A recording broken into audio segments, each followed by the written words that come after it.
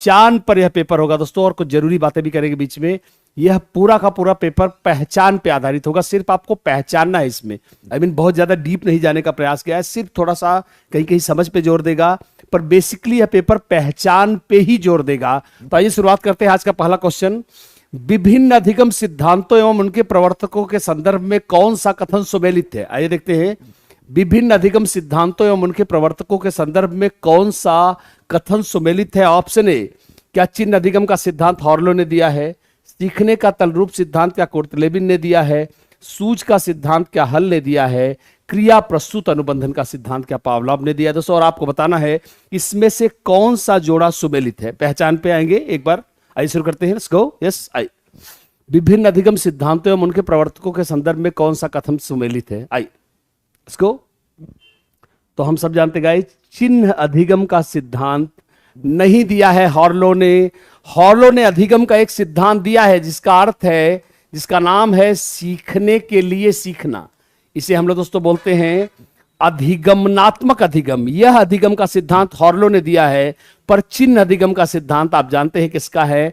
Tall man का है दोस्तों। सीखने का तलरूप सिद्धांत, बिल्कुल सही, beef bomb is the right answer. Beef bomb is the right answer. सही उत्तर है कि सीखने का तलरूप सिद्धांत, जिसे सरफेस, क्या सरफेस थियरी ऑफ लर्निंग कहते हैं, या कटलेबिन ने दिया है। Beef bomb is the right answer.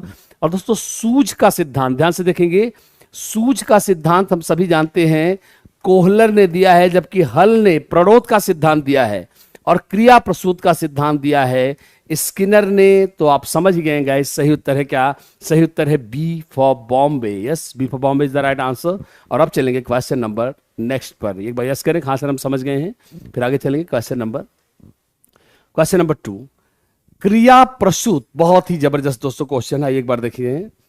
क्रिया प्रसूत अनुबंधन से संबंधित असत्य कथन कौन सा है? मतलब दोस्तों, स्किनर के सिद्धांत से संबंधित असत्य कथन कौन सा है? ऑप्शन ए, अनुक्रियाएं ऐच्छिक होती हैं, प्राणी निष्क्रिय होता है, साहचर्य निर्माण में परिणाम सबसे ज्यादा महत्वपूर्ण होता है, एक सही अनुक्रिया के पश्चात पुनर्बलन की प्रत्याशा होती है।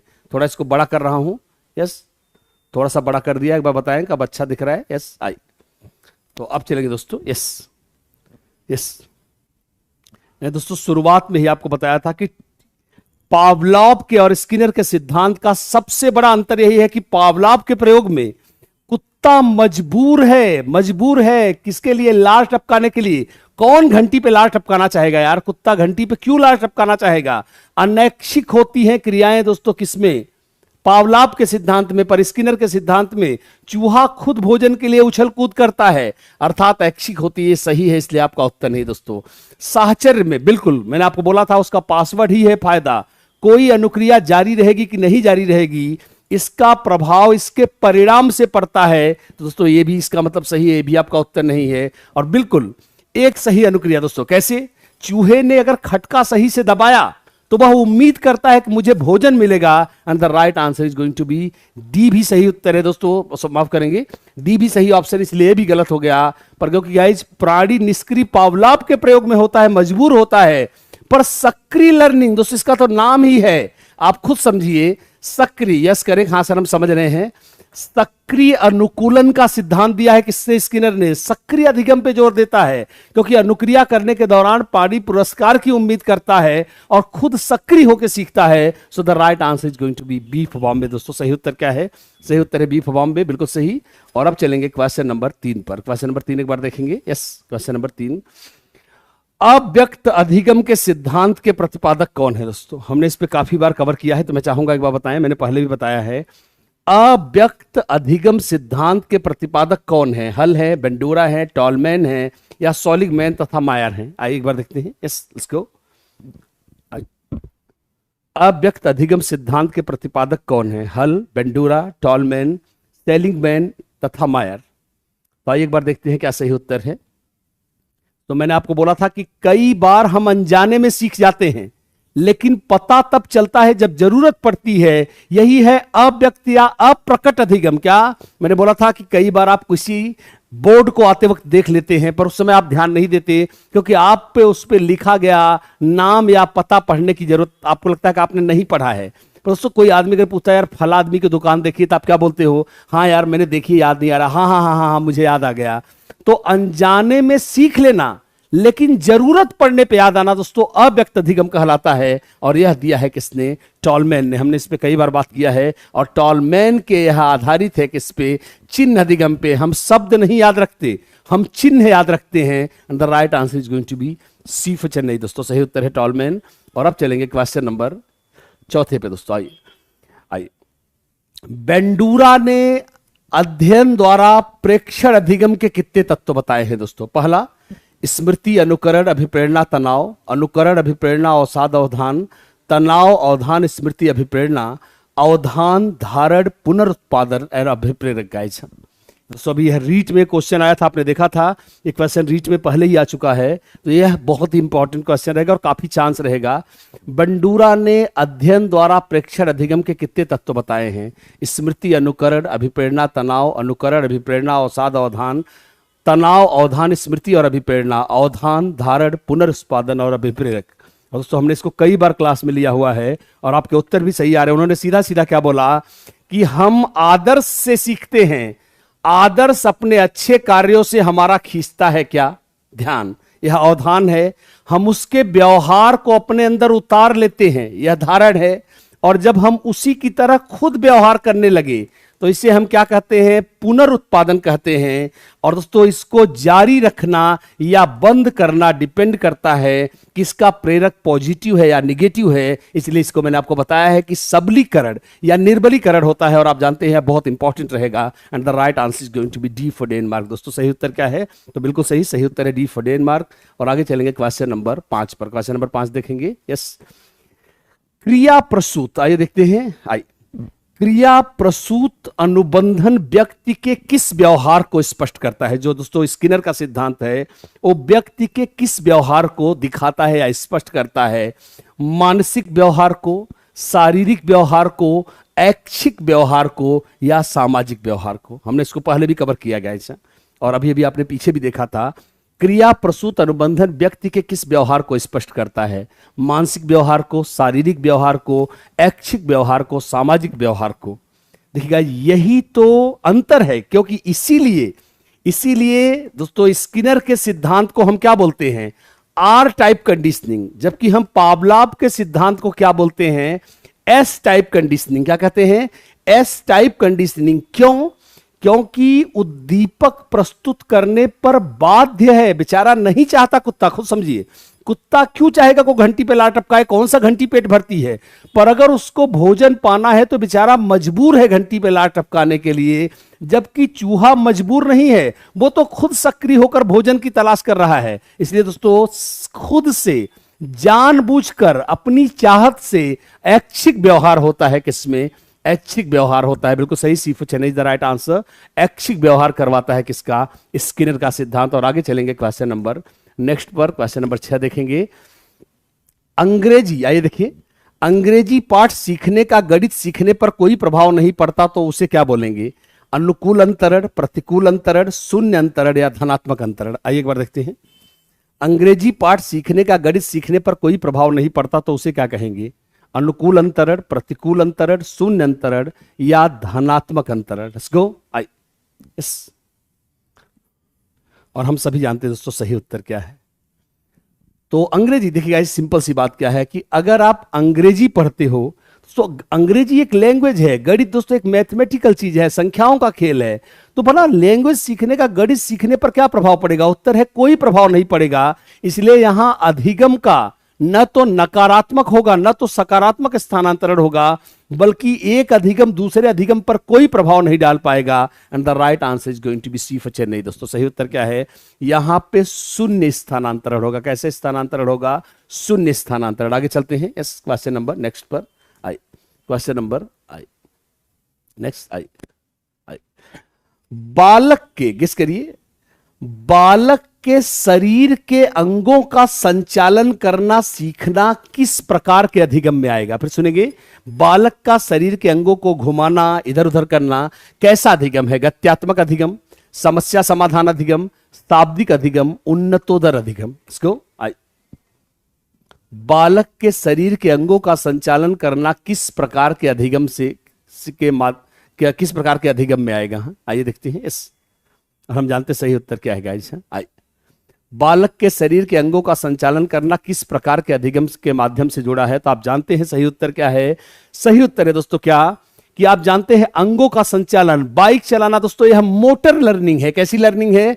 मोटर दोस्तों, गतिशील सीखना, इसे मोटर लर्निंग कहते हैं। जैसे ब्लूम का तीसरा पक्ष दोस्तों आपने सुना होगा, साइकोमोटर डोमेन, क्या? मनोगामक क्षेत्र, कॉल्ड साइकोमोटर कहते हैं इसलिए क्योंकि इसमें दोस्तों कौशल सीखे जाते। तीसरे पक्ष में गणित नहीं सीखी जाएगी, तीसरे पक्ष में हिंदी नहीं दोस्तों, रटंत ज्ञान नहीं आएगा, समझ नहीं आएगी, बल्कि करके सीखना आएगा। और जो कौशल ही है, सिर्फ कौशल ही आ पाएंगे उस क्षेत्र में, तो हाथ चलाना, बाइक चलाना या मूवमेंट करके सीखना आएगा। किसमें? गत्यात्मक या मोटर लर्निंग में। जैसे दोस्तों आप वर्णमाला सीख रहे हो, तो वर्णमाला सीखना यह शाब्दिक अधिगम है और यह कहलाएगा, और उसमें से गणित के सवाल लगा रहे हैं तो यह समस्या समाधान अधिगम है। पर कोई चीज दौड़कर चल फिर कर सीख रहे हैं तो यह गतिशील या मोटर लर्निंग कहलाएगी। A for America is the right answer. और अब चलेंगे दोस्तों क्वेश्चन नंबर 8 पर। आइए, जबरदस्त, आइए, यह मजेदार क्वेश्चन एक बार देखेंगे। विष्णु को पढ़ाई करते समय नींद भगाने के लिए चाय पीता है, परंतु चाय पीकर गहरी नींद में सो जाता है। यहां अधिगम का स्थानांतरण कैसा है? पार्श्विक, शून्य, सकारात्मक या नकारात्मक? आइए देखते हैं। यस, विष्णु, यहां को नहीं आएगा। विष्णु पढ़ाई करते समय नींद भगाने के लिए चाय पीता है, परंतु चाय पीकर गहरी नींद में सो जाता है। यहां अधिगम का स्थानांतरण कैसा होगा? पार्श्विक होगा, शून्य होगा, सकारात्मक होगा या नकारात्मक होगा? दोस्तों तो आप समझ ही रहे हैं कि यस, लेट्स गो, बल्कि पहले ही ठीक था। चाय का पीना दोस्तों विपरीत रिजल्ट देता है। कौन कहे अधिगम को बेहतर करने के लिए, यह तो बाधा और उत्पन्न करता है उठने में। तो यह कैसा स्थानांतरण होगा? यह होगा नकारात्मक स्थानांतरण। और बिल्कुल सही, आपने सही उत्तर दिया है। D for Denmark is the right answer. यह होगा अधिगम का नकारात्मक स्थानांतरण। और अब चलेंगे दोस्तों क्वेश्चन नंबर 9 पर। क्वेश्चन नंबर 9 एक बार देखेंगे, कक्षा 7 का एक बार देखेंगे। समझ गए, यहां पे इस पेपर में थोड़ा कहीं कहीं समझ में भी रहेगा। क्या? कक्षा 7 का रोहन शुरुआती पाठों को तो तेजी से सीखता है, परंतु धीरे धीरे उसके सीखने की गति कम हो जाती है और एक समय तो ऐसा आता है कि वह प्रयास करने पर भी अधिक नहीं सीख पाता। यह प्रक्रिया क्या है? प्रत्यक्षर की प्रक्रिया है, मानसिकता की प्रक्रिया है, यह अधिगम का पठार है या यह अधिगम का अवरोध है? गाइस हम जानते हैं सही उत्तर क्या है, आइए एक बार देखते हैं। यस, कक्षा 7 का रोहन शुरुआती पाठ बहुत तेजी से सीखता है, बाद में गति धीमी होती है और अंत में प्रयास करने पर भी ज्यादा नहीं सीख पाता। यह उसके साथ क्या हो रहा है दोस्तों? तो हम जानते हैं क्या है इसका सही उत्तर है गाइज, क्या यह रोहन के साथ क्या बन रहा है? मैंने बोला दोस्तों कि जब देखिए गाइज, यह अधिगम का वक्र है, पढ़ते जा रहे हो, कभी तो आएगी नींद, कभी तो आएगी क्या थकावट, और तब तो अधिगम को रोकेंगे, स्टॉप हो जाएगा, एक समय चाहकर भी नहीं पढ़ पाएंगे और ऐसे में बनेगा अधिगम का क्या? पठार। And C for Chennai is the right answer. दोस्तों सही उत्तर है सी फॉर चेन्नई। और आगे चलेंगे क्वेश्चन नंबर 11 पर। आइए देखते हैं। यस, आइए विद्यार्थियों को एक बार देखेंगे। विद्यार्थियों को अगले कार्य के लिए तैयार करने हेतु प्रथम परिस्थिति में प्रदान किया गया पुनर्बलन अभिप्रेरणा का काम करता है। यह अधिगम का कौन सा सिद्धांत है? व्यवस्थित व्यवहार सिद्धांत, समीपता सिद्धांत, क्रिया प्रसूत सिद्धांत या उद्दीपन परिवर्तन सिद्धांत? गाइज हम जानते हैं इसका सही उत्तर क्या है, आप भी जानते हो। यस, ये तो दोस्तों वैसे ही कर्मचारी जैसा है, एक कर्मचारी और उसके, वैसे आप अंदाजा लगा ही चुके हैं। विद्यार्थियों को अगले कार्य के लिए तैयार करने हेतु प्रथम परिस्थिति में प्रदान किया गया पुनर्बलन अभिप्रेरणा का कार्य करता है। यह अधिगम का कौन सा सिद्धांत है? व्यवस्थित व्यवहार सिद्धांत है, समीपता का सिद्धांत है, क्रिया प्रसूत अनुबंधन का सिद्धांत है या उद्दीपन परिवर्तन का सिद्धांत है? इसको देखिएगा, सिंपल सी बात क्या है, यह कर्मचारी और उसके वेतन की तरह है। जैसे एक महीने एक कर्मचारी को काम करवाइए, वेतन दीजिए, अगले महीने वो खुद काम पे आएगा, क्योंकि वेतन अगले महीने काम करने के लिए, खुद समझिए भाई, एक महीने मैंने काम किया, आपने मुझे वेतन दिया, तो इस महीने का वेतन अगले महीने के काम करने के लिए टॉनिक का, पुनर्बलन का काम करता है। दोस्तों आप पुनर्बलन को एक टॉनिक की तरह, एक बूस्टर की तरह समझिए, and the right answer is going to be, ऐसा तो सिर्फ दोस्तों आर पे जोर दिया जा रहा है, काम करने पर जोर दिया जा रहा है। किसको देकर? सैलरी के रूप में, पुरस्कार को देकर, सैलरी के रूप में, पुनर्बलन को देकर। And the right answer is going to be क्रिया प्रसूत। दोस्तों सही उत्तर है क्रिया प्रसूत, स्किनर का सिद्धांत। और आगे चलेंगे दोस्तों क्वेश्चन नंबर नेक्स्ट पर, आइए देखेंगे। Yes question number next, yes question number 11। बुरी आदतों, गेस करिए, बुरी आदतों को छुड़ाने तथा अच्छी आदतों का निर्माण करने के लिए अधिगम का कौन सा सिद्धांत उपयोगी है? स्तंभितता का सिद्धांत, गेस करिए, उद्दीपन सिद्धांत, क्रिया प्रसूत अनुबंधन, अनुकूलित अनुक्रिया सिद्धांत, गेस करिए। यस, बुरी आदतों को छुड़ाने तथा अच्छी आदतों का निर्माण करने के लिए अधिगम का कौन सा सिद्धांत उपयोगी है?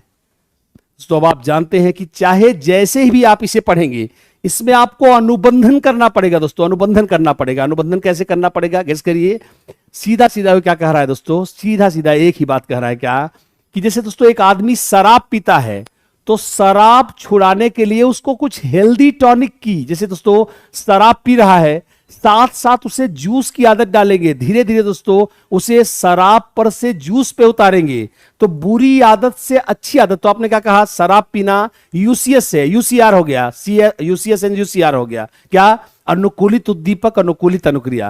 पर दोस्तों जूस की तो आदत डालनी पड़ेगी, इसलिए सीएस होगा और इसको पीना सीआर होगा।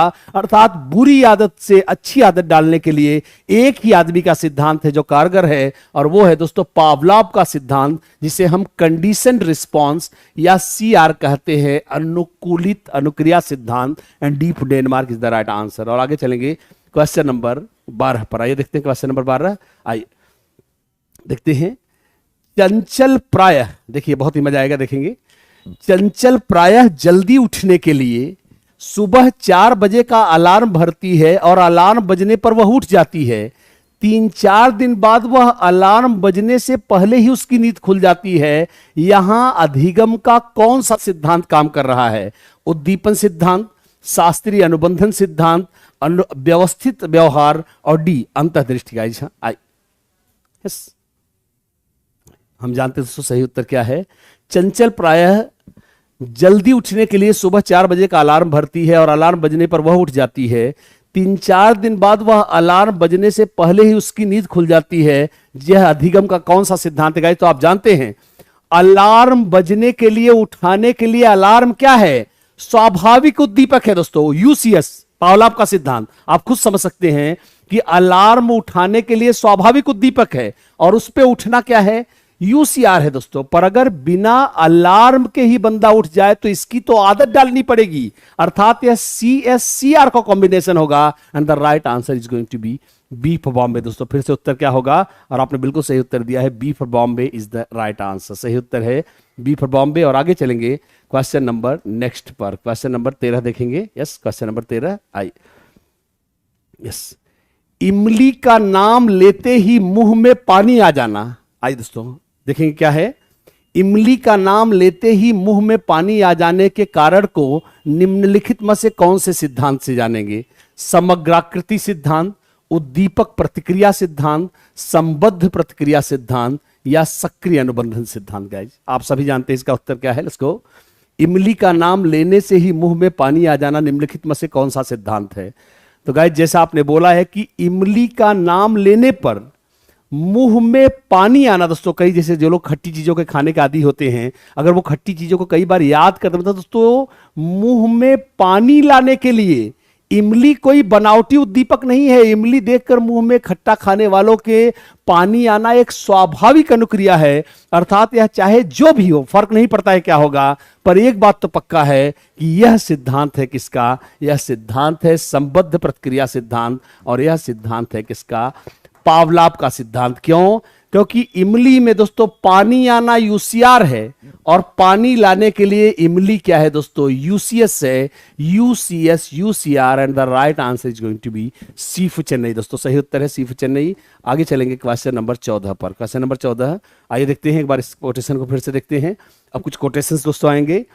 अनुभव एवं प्रशिक्षण द्वारा व्यवहार परिवर्तन को अधिगम कहते हैं, यह परिभाषा किसने दी है? गिलफोर्ड ने, स्किनर ने, वुडवर्थ ने या फिर गेट्स ने? दोस्तों आइए देखते हैं। अनुभव एवं प्रशिक्षण द्वारा व्यवहार में परिवर्तन को अधिगम कहते हैं, यह परिभाषा किसने दी है? गेस करिए। गिलफोर्ड ने, स्किनर ने, वुडवर्थ ने या गेट्स ने? तो हमने दोस्तों सारी परिभाषाएं ली हैं और लगभग सभी परिभाषाएं मैंने बताया है आपको। तो आइए एक बार देखते हैं गिलफोर्ड की परिभाषा, क्योंकि परिभाषाएं आगे आएंगी इसलिए इस समय मैं आपको सारे ऑप्शन नहीं बता सकता, पर आप उत्तर जानते हैं। अनुभव एवं प्रशिक्षण द्वारा व्यवहार परिवर्तन को अधिगम कहते हैं, यह बहुत ही फेवरेट परिभाषा है यूपीटीटी की, और आप जानते हैं इसका उत्तर क्या है? यह परिभाषा दी है किसने? गेट्स ने। और बिल्कुल सही, हमने इसको कई बार लिया है और आप यकीन करता हूं कि अब आप इसे रट्टा मार चुके होंगे। आगे चलेंगे क्वेश्चन नंबर नेक्स्ट पर दोस्तों, क्वेश्चन नंबर 15 पर आइए देखते हैं। यस, रॉबर्ट मिल्स गेने पूरा नाम दोस्तों। रॉबर्ट गेने के कौन से अधिगम का प्रकार पावलोव के शास्त्रीय अनुबंधन सिद्धांत पर आधारित है? मैंने आपको लिखाया हुआ है दोस्तों, श्रृंखलाधिगम, उद्दीपन अनुक्रिया अधिगम, संकेत अधिगम, समस्या समाधान अधिगम। इसको आइए आगे देखते हैं। रॉबर्ट एम गेने का कौन सा अधिगम का प्रकार पावलोव के शास्त्रीय अनुबंधन सिद्धांत पर आधारित है? श्रृंखलाधिगम, उद्दीपन अनुक्रिया अधिगम, संकेत अधिगम या फिर समस्या समाधान अधिगम? लेट्स गो, आइए देखते हैं। और तो हम सभी जानते हैं सही उत्तर क्या है। सही उत्तर गाइज मैंने आपको बताया है कि गेने के शुरुआती 3 चरण हैं। पहला है संकेत अधिगम, दूसरा है एसआर लर्निंग, आप समझ ही गए हो, तीसरा है श्रृंखला अधिगम। गाइज तो आपको नाम से ही पता चल रहा है कि एसआर जो उसका दूसरा चरण है वो किससे लिया गया है? थॉर्नडाइक से। दोस्तों 3 चरण 3 लोगों से क्रमशः लिए गए हैं। और श्रृंखला अधिगम आपको पढ़ा चुका हूं। श्रृंखला अधिगम का सिद्धांत किसका है दोस्तों? स्किनर का सिद्धांत है। पर संकेत अधिगम क्या है दोस्तों? संकेत अधिगम दोस्तों चिन्ह अधिगम नहीं है। संकेत अधिगम क्या है? आ से आम। तो दोस्तों कैसे संकेत अधिगम है कि बालक पहले आम को पहचानता है यह यूसीएस से, और आम के बहाने आ को पहचानता है यह सीएस से। गाइज ठीक उसी तरह से ये क्या कह रहा है कि आम के संकेत की मदद से आदत डालते हैं किसकी? आ की। तो गाइस ध्यान रखेंगे कि यह चरण कहलाता है क्या? संकेत अधिगम। कई प्रकार से पूछा जाता है, जैसे मैं आपको बता सकता हूं ऐसे भी पूछा जाता है। देखिए इसके 3-4 प्रकार हैं क्वेश्चन के। पहला जिसे आप ये देख ही रहे हो, दूसरा ऐसे पूछा जाता है संकेत अधिगम के अंतर्गत क्या सीखा जाता है? ऑप्शन में रहता है पारंपरिक अनुकूलन, क्योंकि आप जानते हैं पारंपरिक अनुकूलन को शास्त्रीय अनुकूलन कहते हैं। और शास्त्रीय अनुकूलन या अनुबंधन का सिद्धांत किसने दिया है? पावलोव ने दिया है। And the right answer is going to be C for Chennai. तो ध्यान से सुनेंगे, रॉबर्ट एम गेने का जो पहला लेवल है, जिसे हम पहला लेवल संकेत अधिगम है, वह पावलोव के शास्त्रीय अनुबंधन के सिद्धांत से प्रेरित है। आइए आगे चलते हैं नेक्स्ट क्वेश्चन पर। क्वेश्चन नंबर 16 देखेंगे। Yes, question number 16। Yes, right. Yes, question number 16 देखेंगे दोस्तों। यस, एक तगड़ी परिभाषा दोस्तों, एक न्यू परिभाषा ले रहे हैं। अधिगम मानव संस्कार एवं क्षमता में परिवर्तन है जो कुछ समय तक धारण किया जाता है तथा जो केवल वृद्धि की प्रक्रियाओं के ऊपर ही आरोप नहीं है। अधिगम की यह परिभाषा किसने दी है? क्रो एवं क्रो ने, गेने ने, वॉटसन ने या जीन पियाजे ने? दोस्तों आइए देखते हैं। गो, अधिगम मानव संस्कार एवं क्षमता में परिवर्तन है जो कुछ समय तक धारण किया जाता है तथा जो केवल वृद्धि की प्रक्रियाओं के ऊपर ही आरोप नहीं है। अधिगम की यह परिभाषा किसने दी है? तो बाकी परिभाषाएं दोस्तों हम अच्छी तरह से जानते हैं। अनुकूलन की प्रक्रिया को जीन पियाजे ने अधिगम माना है, अर्थात दोस्तों यह आपका उत्तर नहीं हो सकता। और क्रो एवं क्रो की परिभाषा दोस्तों आगे आएगी, कई बार मैंने पहले ही बताया है, अर्थात वॉटसन ने दोस्तों ऐसी कोई परिभाषा नहीं दी है। क्रो एंड क्रो है नहीं। यह दोस्तों एक बहुत ही परफेक्ट परिभाषा है किसकी? हमारे रॉबर्ट मिल्स गेने की। क्या? अधिगम मानव संस्कार एवं क्षमता में परिवर्तन है जो कुछ समय धारण। गाइज इसके कहने का मतलब नहीं कि रात में मैंने हनुमान चालीसा रटा, मैंने सुबह बोला अरे यार रात में रटा था यार, मैंने सीख लिया था, सुबह भूल गया। रटंत ज्ञान को अधिगम नहीं कहा कर रहा है। जो भी आप सीखो कुछ समय तक टिकाऊ रहे, धारण का अर्थ है कि कुछ समय तक वो आपके व्यवहार में टिकाऊ रहे, तो the right answer is guys, यह रॉबर्ट मिल्स गेने की परिभाषा है, beef Bombay is the right answer. और अब चलेंगे क्वेश्चन नंबर 17 पर दोस्तों। क्वेश्चन नंबर 17, अधिगम प्रतिफल से क्या अर्थ है? इसे दोस्तों यह डीएसएसबी इत्यादि में कभी कभी क्वेश्चन दिखता है। लर्निंग आउटकम क्या है दोस्तों? प्रतिफल मतलब कि जो लर्निंग का परिणाम है, लर्निंग आउटकम से हमारा क्या अर्थ है? अधिगम प्रतिफल से हमारा क्या तात्पर्य है? बालक के व्यवहार में होने वाला परिवर्तन, शिक्षक की शिक्षण विधियों में परिवर्तन, पाठ्यवस्तु का परिमार्जन, उपर्युक्त में से कोई नहीं। गेस करिए। यस, अधिगम प्रतिफल से, लर्निंग आउटकम से हमारा क्या अर्थ है? तो गेस करिए, अधिगम के परिणाम से या लर्निंग आउटकम। भाई एक आप सोचिए, आप कैसे अधिगम के परिणाम का पता लगाएंगे? कोई भी अधिगम के परिणाम का पता कैसे लगाएगा? भाई अधिगम के परिणाम का पता लगाने का सिर्फ एक ही तरीका है, और अपन ये जाने कि विद्यार्थी के व्यवहार में इस अधिगम से कितना परिवर्तन हुआ है, यही तो कहलाएगा लर्निंग का outcome. And the right answer is going to be yes, बालक के व्यवहार में होने वाला क्या परिवर्तन। और आगे चलेंगे क्वेश्चन नंबर नेक्स्ट पर। क्वेश्चन नंबर 18 आई। तो मैं चाहूंगा एक बार देखिए। यस, और राइट, मैं थोड़ा सा इसको छोटा कर रहा हूं ताकि आप चारों ऑप्शन देख पाए। यस, अब आप चारों ऑप्शन देख पाए हैं, तो आपको सिर्फ इस समय काम भर के ऑप्शन दिख रहे हैं। तो हमको बताना है दोस्तों क्या, कि निम्न मत से सही मिलान करना है दोस्तों। अब आपको देखना है option A B C D को 1 2 3 4 से मिलाना है। चारों कूट आपके सामने है। पहला, अधिगम के 8 प्रकार किसने दिए हैं? तो आपका उत्तर होगा बी, सामाजिक अधिगम किसने दिया है? अनुभवजन्य अधिगम किसने दिया है? अंतर्दृष्टिपूर्ण अधिगम किसने दिया है? अब आप खुद मिलाइए। मैं चाहूंगा दोस्तों आप खुद ही मिलाइए, यह वक्त तो, क्योंकि इसको मैंने एक एक पॉइंट पढ़ाया हुआ है, तो मैं चाहूंगा इसको आप मैच करके दिखाएं। यस, आई, इसको आई। और हम जानते हैं दोस्तों सही उत्तर क्या है, हम में से सारे लोग जानते हैं इसको। यस, आई। अधिगम के 8 प्रकार किसने दिए हैं? और सामाजिक अधिगम किसने दिया है? अनुभवजन्य अधिगम किसने दिया है? अंतर्दृष्टिपूर्ण अधिगम किसने दिया है? तो एक बार आपके उत्तर आने शुरू हो जाएं। तो आइए एक बार दोस्तों हम लोग मैच करते हैं। अधिगम के 8 प्रकार दोस्तों, 8, जिसे अधिगम की श्रृंखला कहते हैं, यह 8 प्रकार दिए हैं किसने?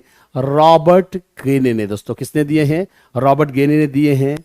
सामाजिक अधिगम का सिद्धांत किसने दिया है दोस्तों? तो सामाजिक अधिगम का सिद्धांत बेंडोरा ने दिया है। अनुभवजन्य, मैंने आपको बोला है, क्लास में लिखवाया है, अनुभवात्मक अधिगम, हमारा अधिगम अनुभव का परिणाम होता है, किसी रटंत ज्ञान का परिणाम नहीं होता, यह सिद्धांत दिया है किसने? कार्ल रोजर्स ने। और दोस्तों अंतर्दृष्टिपूर्ण अधिगम, जिसे हम सूझ अधिगम भी कहते हैं, यह किसने दिया है? कोहलर ने। तो आप देख सकते हैं हमारा उत्तर क्या बन रहा है, 2।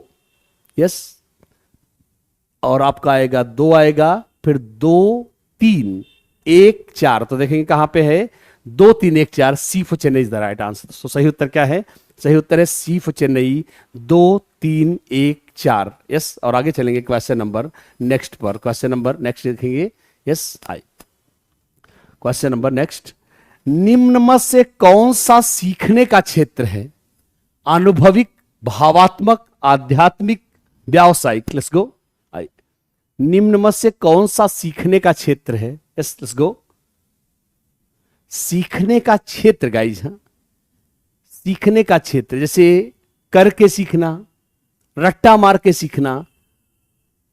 अब क्या, जिसको ध्यान से मैं चाहूंगा एक बार आप खुद देखें, निम्न में से कौन सा सीखने का क्षेत्र है? देखिए गाइज, आप अध्यात्म द्वारा, कोई गीता पढ़ के थोड़ी सीखता है गाइज। गीता मतलब एक धार्मिक ग्रंथ के रूप में पढ़ता है। गीता को अधिगम का सोर्स मान के कोई थोड़ी सीखता है, भाई गीता पढ़ लो आपको गणित आ जाएगी। गीता पढ़ने से गणित थोड़ी आ जाएगी। तो कहने का अर्थ क्या है दोस्तों? आध्यात्मिक नहीं, व्यावसायिक दोस्तों नहीं, भावात्मक नहीं, अनुभविक, अनुभव द्वारा सीखना अधिगम का एक क्षेत्र है। And the right answer is going to be क्या? सही उत्तर है ए, अनुभविक। और आगे चलेंगे क्वेश्चन नंबर नेक्स्ट पर। क्वेश्चन नंबर 18 देखेंगे, और यह मैं चाहूंगा कि आप बताएं। आइए। सीखना व्यवहार में उत्तरोत्तर सामंजस्य की प्रक्रिया है क्या? सीखना व्यवहार में सतत अनुकूलन की प्रक्रिया है, यह परिभाषा किसने दी है? ऑप्शन ए, क्रो एवं क्रो ने, पियाजे ने, स्किनर ने, या फिर दी है कोहलर ने। गाइज किस करिए। सीखना व्यवहार में उत्तरोत्तर सामंजस्य की प्रक्रिया है, यह कथन किसका है? क्रो एवं क्रो का, पियाजे का, स्किनर का, कोहलर का। आई इसको आई। और हम सभी जानते गाइस सही उत्तर क्या है, ये मैंने आपको लिखवाया हुआ है परिभाषा में। सीखना, उत्तरोत्तर का अर्थ है दोस्तों लगातार सीखना, व्यवहार में मतलब जैसे जैसे आप सीखते जाओगे आपका व्यवहार भी चेंज होता चला जाएगा। उत्तरोत्तर लगातार परिवर्तन की प्रक्रिया है, यह दोस्तों सामंजस्य की प्रक्रिया है, एडजस्टमेंट की प्रक्रिया है। यह बहुत ही फेमस परिभाषा है किसकी? सीफ चेन्नई। और आपके उत्तर आ गए हैं। यह परिभाषा ऑफ कोर्स है किसकी? हमारे स्किनर साहब की। आइए आगे चलते हैं नेक्स्ट पर। क्वेश्चन नंबर नेक्स्ट 21वां क्वेश्चन देखेंगे। क्वेश्चन नंबर 21, आदतें देखते जाएंगे। आदतें ज्ञान और अभिवृत्तियों को अर्जित करने की प्रक्रिया ही अधिगम है, यह परिभाषा अधिगम की किसने दी है? किंग्सले ने दी है, गेट्स ने दी है, क्रो ने दी है, या क्रॉनबेक ने दी है? गाइस आइए एक बार देखते हैं इसको। सीखना, आइए देखते हैं। आदतें ज्ञान और अभिवृत्तियों को अर्जित करने की प्रक्रिया ही अधिगम है, यह कथन किसका है? किंग्सले का है, गेट्स का है, क्रो एवं क्रो का है, या फिर क्रॉनबेक का है? आइए देखते हैं इसको। तो जैसा आप यहां देख सकते हैं दोस्तों कि आदतें ज्ञान और अभिवृत्तियों को अर्जित करने की प्रक्रिया ही सीखना है। और यह दोस्तों मैंने आपको बताया है क्या? Learning is acquiring habits, knowledge and attitudes. और यह धुआंधार परिभाषा काफी पॉपुलर है गाइज, और यह परिभाषा दी है क्रो एवं क्रो ने। And the right answer is going to be C for Chennai. Yes, और बिल्कुल सही सीफ चेन्नई। आपके उत्तर भी दोस्तों बिल्कुल सही आए हैं। और आगे चलेंगे क्वेश्चन नंबर नेक्स्ट पर। क्वेश्चन नंबर 22 देखेंगे। जेपी गिलफोर्ड के अनुसार अधिगम क्या है? तो पिछली बार यूपीटीटी में क्वेश्चन आया था, इसलिए मैं चाहूंगा कि आप इसका सही उत्तर दें। जेपी गिलफोर्ड के अनुसार अधिगम क्या है? ऑप्शन ए सोच में परिवर्तन, बी व्यवहार द्वारा व्यवहार में परिवर्तन, सी ज्ञान का सर्जन, डी अनुभव प्राप्त करना। गेस इसको।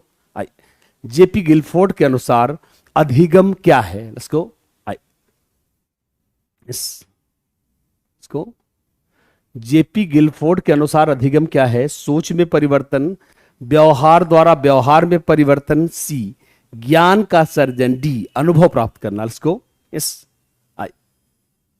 तो हम सभी जानते हैं दोस्तों सही उत्तर क्या है? जेपी गिलफोर्ड की परिभाषा दोस्तों यह पिछली बार यूपीटीटी में आई थी। उन्होंने कहा क्या कि अगर आप तैरने के व्यवहार को सुधारना चाहते हो तो तैरने के व्यवहार को भी तैर कर ही सुधार सकते हो। उन्होंने कहा क्या? व्यवहार द्वारा ही व्यवहार में परिवर्तन अधिगम है। व्यवहार जैसे गाइस क्या है कि भैया आपको किसी को अच्छी क्रिकेट खेलनी है तो अच्छी क्रिकेट खेलने के लिए भी क्रिकेट खेलनी पड़ेगी। तो यह व्यवहार द्वारा ही व्यवहार में परिवर्तन अधिगम है। और यह कहा है किसने? यह कहा है हमारे जेपी गिलफोर्ड साहब ने। And the right answer is beef Bombay. दोस्तों सही उत्तर क्या है? सही उत्तर है बीफ बॉम्बे। आगे चलेंगे क्वेश्चन नंबर नेक्स्ट पर। क्वेश्चन नंबर 23 देखेंगे। Yes, question number 23। जब एक परिस्थिति में सीखा गया कार्य दूसरी परिस्थिति में बाधा डालता है तो उसे क्या कहेंगे? सकारात्मक अधिगम स्थानांतरण, नकारात्मक अधिगम अंतरण, ए और बी दोनों, या डी शून्य अंतरण। गाइस आइए एक बार देखते हैं। जब एक परिस्थिति में सीखा गया कार्य दूसरी परिस्थिति में बाधा डालेगा तो आप उसे क्या कहेंगे? सकारात्मक अधिगम अंतरण, नकारात्मक अधिगम अंतरण, ए और बी दोनों, या डी शून्य स्थानांतरण। तो मैंने आपको पहले भी बताया है कि जब एक परिस्थिति का अधिगम दूसरी परिस्थिति के अधिगम में बाधा उत्पन्न करे तो यह अधिगम का कैसा स्थानांतरण होगा?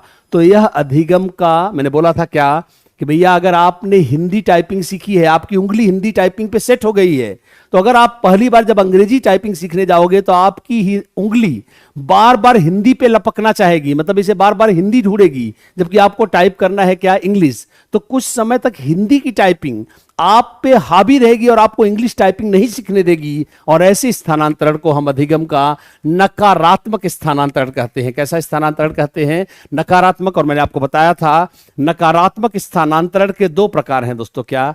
पहला क्या है? अग्रोन्मुखी, और दूसरा क्या है? पश्चोन्मुखी। क्या है? पश्चोन्मुखी। अग्रोन्मुखी क्या है? जब पहले वाला बाद वाले को डिस्टर्ब करे तो अग्रोन्मुखी होगा, और जब बाद वाला, जैसे हिंदी माध्यम, मैंने आपको क्या बोला था कि हिंदी माध्यम से पढ़ने वाला अगर अंग्रेजी माध्यम से पढ़ेगा तो हिंदी अंग्रेजी नहीं सीखने देगी। यह पहले वाला बाद वाले को डिस्टर्ब कर रहा है, यह अग्रोन्मुखी है। पर दोस्तों मान लीजिए कि अगर उसने किसी तरह से इंग्लिश की आदत डाल ली, तो बाद में अगर वो इंग्लिश से कुछ सालों बाद हिंदी पे लौटना चाहता है तो भी तो यही प्रॉब्लम होगी। तो ऐसे में पीछे वाला आगे वाले को डिस्टर्ब करेगा, और इसे हम पश्चोन्मुखी क्या कहते हैं, पश्चोन्मुखी। इसे बोलते हैं क्या, फॉरवर्ड, आगे जाके डिस्टर्ब करना, और यह बैकवर्ड दोस्तों, पीछे वाले का आगे आकर डिस्टर्ब करना, यह कहलाएगा क्या, पश्चोन्मुखी। And the right answer is B for Bombay. दोस्तों सही उत्तर क्या है, सही उत्तर है बी फॉर बॉम्बे। आगे चलेंगे क्वेश्चन नंबर नेक्स्ट पर, क्वेश्चन नंबर 24। हमने इसको कवर किया है, तो इससे दोस्तों अब आगे सब फैक्ट ही फैक्ट आएंगे, लास्ट में थोड़ा फैक्ट ले लिया है। अधिगम के सामान्यीकरण के सिद्धांतों का प्रतिपादन निम्न में से किस मनोवैज्ञानिक ने किया दोस्तों। पहला थॉर्नडाइक ने, कोहलर एवं कोफका ने, C.H. जुड ने, या स्पीयरमैन ने। गाइस तो मुझे उम्मीद है दोस्तों कि आप सही उत्तर देंगे। आइए एक बार देखते हैं, अधिगम के सामान्यीकरण के स्थानांतरण का सिद्धांत का प्रतिपादन निम्न में से किस मनोवैज्ञानिक ने किया है। थॉर्नडाइक ने, कोहलर एवं कोफका ने, और C.H. जुड ने, और स्पीयरमैन ने। गाइज मैं चाहूंगा कि यह क्वेश्चन कई तरीके से मैं आपको बताना चाहूंगा, इसकी वजह है, और हमारे पास कई वजह हैं इसको कवर करने की। तो आइए देखते हैं कई कौन सी वजह हैं। तो पहला दोस्तों जो मैंने आपको पहली वजह बताई थी वो ये थी क्या, कि अधिगम स्थानांतरण के 4 सिद्धांत है। गाइज 4 सिद्धांत है जो आपको पढ़ना है। पहला दोस्तों कहलाता है अधिगम स्थानांतरण का समान तत्वों का सिद्धांत। क्या, समान तत्वों का सिद्धांत। यह किसने दिया है दोस्तों, हमारे थॉर्नडाइक ने। और अधिगम स्थानांतरण का आरोपण का सिद्धांत, और आरोपण का सिद्धांत किसने दिया है गाइज, हमारे कोहलर साहब ने। C.H. जुड ने दिया है अधिगम स्थानांतरण का सामान्यीकरण का सिद्धांत, और स्पीयरमैन ने, मैंने आपको कराया हुआ, स्पीयरमैन ने दिया है अधिगम स्थानांतरण का जी कारक का सिद्धांत। आपने उनका बुद्धि का सिद्धांत पढ़ा होगा। उन्होंने बुद्धि में तो 2 कारक बताए हैं, क्योंकि आप जानते हैं सिद्धांत द्विकारक सिद्धांत कहलाता है, और 2 कारक क्या है, जी कारक और एस कारक। पर स्थानांतरण में उन्होंने कहा सिर्फ जी कारक का स्थानांतरण होगा, एस कारक का कोई स्थानांतरण नहीं होगा, इसलिए इसे जी कारक का स्थानांतरण का सिद्धांत कहते हैं। सामान्यीकरण मैंने आपको पीछे भी बताया है दोस्तों। जुड ने क्या कहा कि पहले और बाद के अधिगम में जो कॉमन होगा, जैसे A B C और फिर ABCD, तो सबका उदाहरण एक ही है, सिर्फ नाम अलग अलग हैं। तो ABC तीनों दोनों में कॉमन है, इसी को थॉर्नडाइक समान तत्व कहेगा, स्पीयरमैन इसी को जी कारक कहेगा जो दोनों तरफ मौजूद हो, हर जगह हो, और C.H. जुड इसी को सामान्यीकरण, कॉमन, जो इधर, भाई कॉमन, आपने उभयनिष्ठ गुणनखंड पढ़ा है क्या, जो इधर भी हो जो उधर भी हो उसे हम उभयनिष्ठ गुणनखंड कहते हैं। तो उन्होंने कहा कि अधिगम के सामान्यीकरण के सिद्धांत का नियम क्या है, जो इधर भी जो उधर भी, और यह दिया है किसने, C.H. जुड ने। गाइस किसने दिया है, C.H. जुड इज द राइट आंसर। और आगे चलेंगे क्वेश्चन नंबर नेक्स्ट पर। आइए क्वेश्चन नंबर नेक्स्ट पर चलेंगे, क्वेश्चन नंबर 25।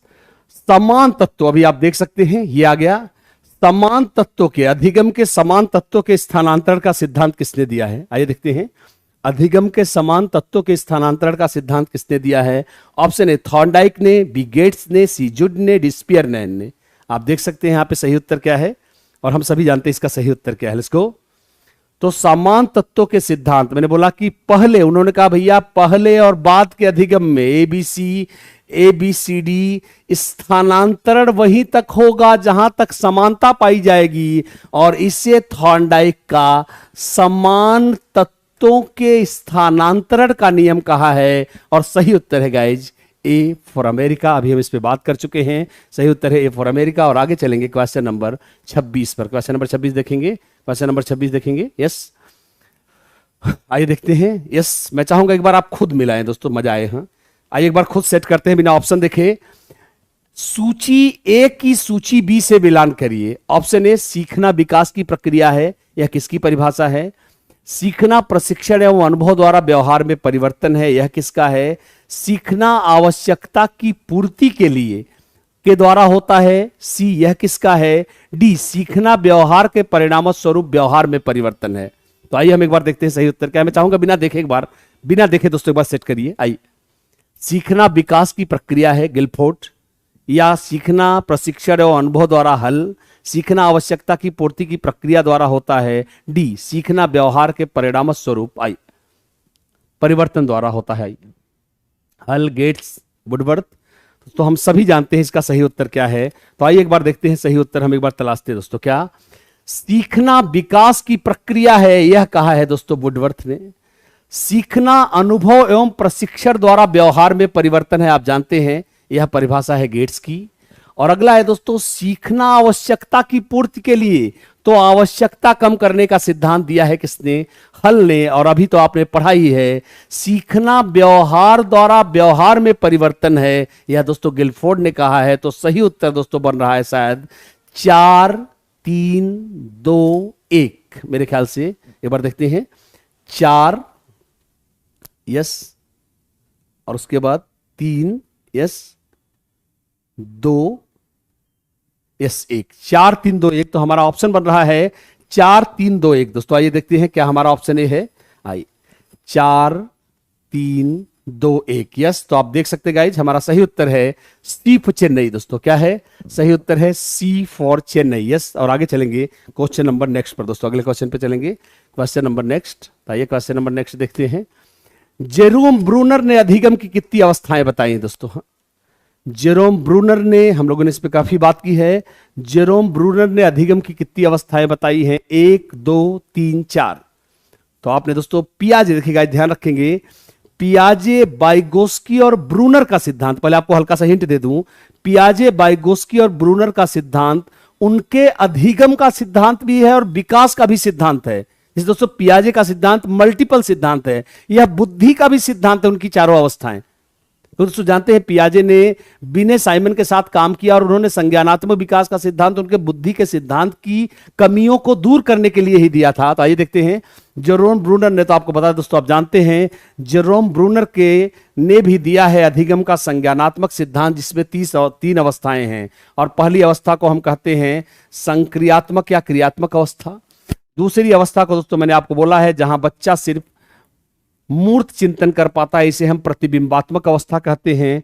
और तीसरी अवस्था को ध्यान सुनेंगे, तीसरी अवस्था को हम कहते हैं प्रतीकात्मक, जहां वह बिना असली वस्तु के प्रतीकों से ही सीख सकता है, इसलिए इसे हम क्या कहते हैं?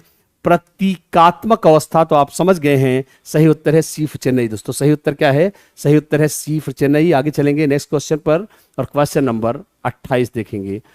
अनुभवजन्य, देखते जाएंगे एक बार फिर से, अनुभवजन्य अधिगम के सिद्धांत के प्रतिपादक कौन है? अनुभव द्वारा सीखने का सिद्धांत किसने दिया है? देखते हैं option number, yes, option number A गुथरी ने, लेविन ने, कार्ल रोजर्स ने, या फिर हल ने। तो एक बार हल्का सा इसी बहाने रिवीजन भी कर लेते हैं। अनुभवजन्य अधिगम सिद्धांत के प्रवर्तक कौन है? अनुभव द्वारा सीखने का सिद्धांत किसने दिया है?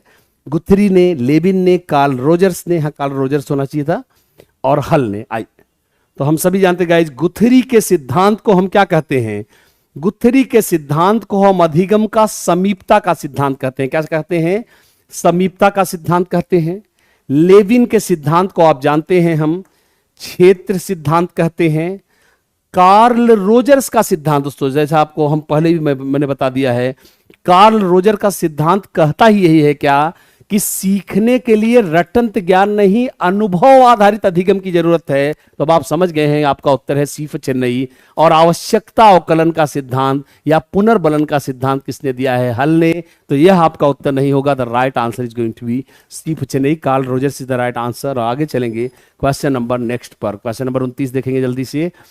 अल्बर्ट बंडूरा के सामाजिक अधिगम के सिद्धांत की कितनी अवस्थाएं हैं? तभी आप देख के आ रहे हैं, 2 4 6 5। आई, अल्बर्ट बंडूरा के अधिगम के सिद्धांत की कितनी अवस्थाएं हैं? इसको यस, आई, अल्बर्ट बंडूरा के अधिगम के सिद्धांत की कितनी अवस्थाएं हैं? तो दोस्तों हम जानते हैं सही उत्तर क्या है। अल्बर्ट बंडूरा के अभी 4 चरण आपने पढ़ा दोस्तों। 4 चरण क्या थे? अवधान, धारण, पुनरुत्पादन, अभी अभी आप पढ़ के आ रहे हो, पुनरुत्पादन, और लास्ट में क्या था? प्रेरक। एक बार आप फिर से देख सकते हैं, अवधान, धारण, पुनरुत्पादन या प्रेरक। और ये 4 अवस्थाएं दी हैं किसने? हमारे बंडूरा साहब ने। And the right answer is B for Bombay. और अब चलेंगे दोस्तों क्वेश्चन नंबर 30 पर। क्वेश्चन नंबर 3, निम्न में से अनुबंधन का, गेस करिए एक बार, निम्न में से अनुबंधन का कौन सा प्रकार उद्दीपकों के साथ साथ घटित होने पर आधारित न रहकर व्यवहार के परिणामों के अभाव पर निर्भर करता है? प्रभाव दोस्तों, यहां आएगा प्रभाव। हाँ, यहां पे थोड़ा सा अभाव की जगह प्रभाव होना चाहिए। निम्न से अनुबंधन का कौन सा प्रकार उद्दीपकों के साथ साथ घटित होने पर आधारित न रहकर, दोस्तों कह रहा क्या कि कौन सा ऐसा सिद्धांत है जो उद्दीपक पर आधारित न होकर अनुक्रिया के प्रभाव पर आधारित होता है। तो आप समझ सकते हैं आभासी अनुबंधन, क्रिया प्रसूत अनुबंधन, प्राचीन अनुबंधन या पश्च अनुबंधन। और हम सभी जानते हैं सही उत्तर क्या है। ऐसी बात तो सिर्फ एक ही आदमी कर सकता है और उस आदमी का नाम है क्या, स्किनर, बोहास, Frederick Skinner. And the right answer is going to be दोस्तों क्रिया प्रसूत अनुबंधन। एक बार क्वेश्चन फिर से देखें, निम्न में से अनुबंधन का कौन सा प्रकार उद्दीपकों के साथ साथ घटित होने पर आधारित न होकर व्यवहार के, मतलब व्यवहार मतलब आर के परिणामों पर निर्भर करता है। तो आप जानते हैं दोस्तों अनुक्रिया अनुबंधन किसने दिया है, स्किनर ने दिया है। B for Bombay is the right answer. और क्वेश्चन नंबर दोस्तों आएंगे 31 पर, क्वेश्चन नंबर 31, क्रिया प्रसूत अनुबंधन मुख्यतः किसकी भूमिका पर बल देता है। क्रिया प्रसूत अनुबंधन मुख्यतः किसकी माफ करेंगे भूमिका पर बल देता है, अधिगम सामग्री के, शिक्षक के, पुनर्बलन के या फिर वातावरण के। दोस्तों आइए एक बार देखते हैं, लेट्स गो। ओके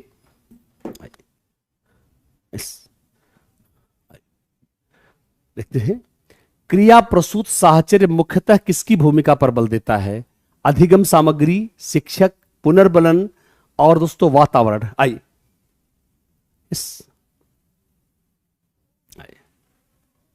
इसको, तो जैसा आप जानते हैं दोस्तों आर पे भी, गाइस ये मत सोचिए आर पे भी जोर नहीं देता। अगर आप सोचो कि स्किनर का सिद्धांत आर पे जोर देता है, तो मैं आपको पहले बता दूं कि स्किनर का सिद्धांत आर पे जोर भी नहीं देता।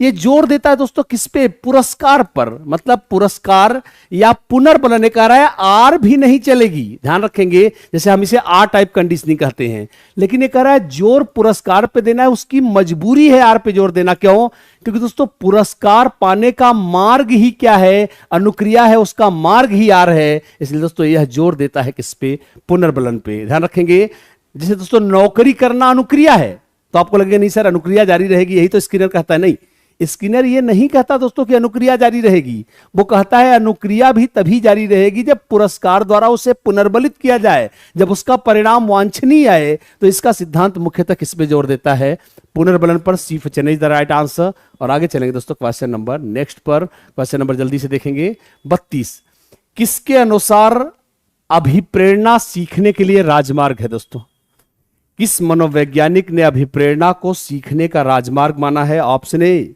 स्किनर ने, बी सफर ने, डी टॉमसन ने, सी टॉमसन ने, डी वुडवर्थ ने। गाइस आई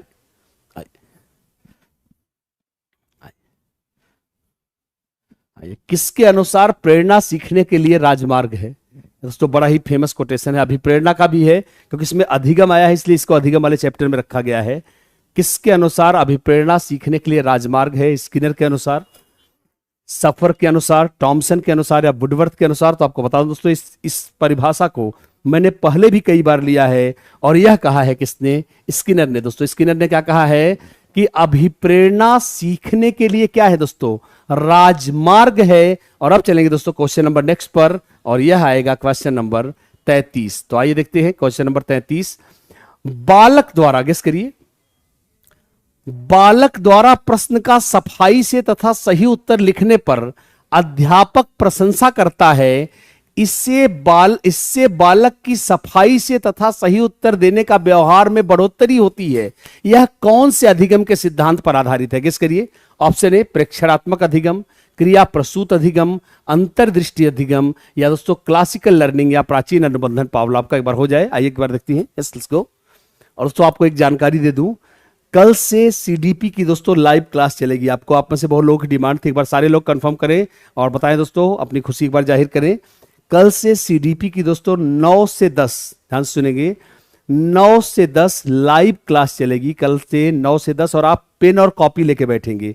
कल से मैं सीडीपी के लेक्चर्स लेने जा रहा हूं, ध्यान सुनेंगे, सीडीपी के मैं कल से लेक्चर्स लूंगा 9 से 10। सारे लोग एक बार कंफर्म करें, हाँ सर हम आपकी बात को सुन रहे हैं जल्दी से, दोस्तों विक्रम सर के क्लास का टाइम हो रहा है। सारे लोग एक बार कंफर्म करें दोस्तों, बहुत लोगों की डिमांड थी सर एक बार चैप्टर वाइज पढ़ा दीजिए, तो मैं कुछ लाइव क्लासेज आपको देने जा रहा हूं लेक्चर वाइज।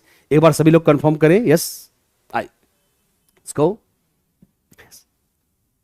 तो कल से दोस्तों 9 से 10 आपको ध्यान रखेंगे, आपको पेन और कॉपी लेके बैठना है दोस्तों। और एक बात और है, आपको ध्यान रखिएगा, संडे के बाद मैं इस लेक्चर को सिर्फ लाइव लूंगा, सिर्फ लाइव लूंगा।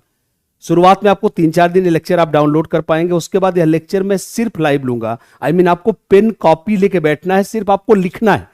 तो इसलिए यह आपके दोस्तों बहुत लोगों की डिमांड थी, सर कुछ लेक्चर्स प्रोवाइड कर दीजिए। तो ऑनलाइन दोस्तों कवर करने जा रहा हूं, और ज्यादा से ज्यादा लोग ध्यान रखेंगे, ज्यादा से ज्यादा लोग पेन और कॉपी लेके बैठेंगे। यह आपके बहुत हाई डिमांड पर शुरू करने जा रहा हूं। मैनेजमेंट ने दोस्तों डिसीजन लिया है कि कुछ लेक्चर्स मैं आपको लाइव देने जा रहा हूं, और सभी लोग दोस्तों, फिर आप ये मत कहिएगा सर आपने पढ़ाया नहीं। मैं ऑनलाइन कल से 9 से 10 आपको चैप्टर वाइज विभिन्न चैप्टर पढ़ाता रहूंगा, और आपको दोस्तों बहुत इंटरटेनिंग चैप्टर्स लूंगा, कवर कोशिश करूंगा थोड़ा आपको टेट में भी, जैसे आपको अभी टीटी की तैयारी करनी है तो आपको टेट में भी दोस्तों बहुत ज्यादा आराम मिलेगा इन लेक्चर से। तो चलिए दोस्तों एंजॉय करिए, कीप ऑन वॉचिंग, देखते रहेंगे। सही उत्तर है दोस्तों, हम सभी जानते हैं क्या, कि जब किसी के अच्छे लिखने की प्रशंसा की जाएगी तो दोस्तों सिंपल सी बात है, प्रशंसा किसका काम करेगी? प्रशंसा काम करेगी पुनर्बलन का, और यह वांछनीय व्यवहार के रूप में बढ़ेगी, और इससे क्रिया को मजबूती मिलेगी। Beef bomb is the right answer दोस्तों। सही उत्तर है क्या? क्रिया प्रसूत अनुबंधन। बताए दोस्तों कैसा रहा लेक्चर? आज थोड़ा गाइस समझ पे पेपर लिया था, कल से थोड़ा सा लेवल डाउन होगा। आज थोड़ा सा मैंने प्रैक्टिकल क्वेश्चंस ले लिए थे, कल से पहचान का, कल से थोड़ा अच्छे से कवर करेंगे। पहचान पे पेपर आएगा, सिर्फ पहचान पे पेपर आएगा। तो चलिए गाइज एंजॉय करिए, और दोस्तों लाइक करके जाइए सारे लोग। हम लगभग दोस्तों 17,000 लोग लाइव हैं, और सारे के सारे लोग प्लीज एक बार लाइक करें, सारे लोग लाइक करें, और मुझे बताएं कैसा लगा आज का यह सेशन। कल फिर मुलाकात होगी दोस्तों, तब तक के लिए मैं आरपी मिश्रा आपसे विदा लेता हूं। फिर से सुनेंगे कल 9 से 10, ध्यान सुनेंगे, कल 9 से 10 टाइमिंग होगी साइकोलॉजी सुपर टीटी टीटी की। 1 घंटे में लाइव क्लास लूंगा, संडे से यह क्लास लाइव जाएगी। तो अगले 3 दिन आप इसकी धुआंधार नोट्स बना सकते हैं, और उसके बाद आपको पेन कॉपी लेकर बैठना पड़ेगा साइकोलॉजी पढ़ने के लिए। तो तब तक के लिए मैं आरपी मिश्रा आपको गुड बाय कहता हूं guys. Keep on watching Chandan institute, बने रहिए। Thank you guys, thanks.